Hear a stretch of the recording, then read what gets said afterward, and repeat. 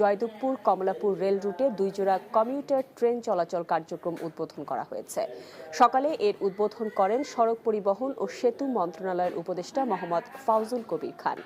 জয়দেবপুর থেকে এয়ারপোর্ট হয়ে গুলিস্তান পর্যন্ত 10টি বিআরটিসি বাস চলাচল কার্যক্রমে উদ্বোধন করা হয়।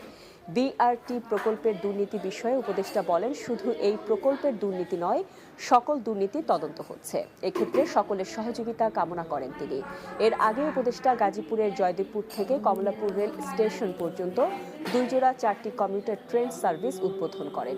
উপদেষ্টা বলেন, বিজয় দিবসকে সামনে রেখে ঢাকা জয়দেবপুর কমিউটার ট্রেনগুলো চালু করা হলো।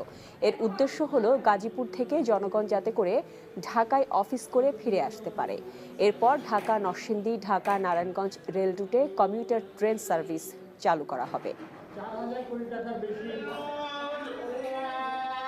দুর্নীতি তো আপনাকে প্রমাণ করতে হবে। আপনাদের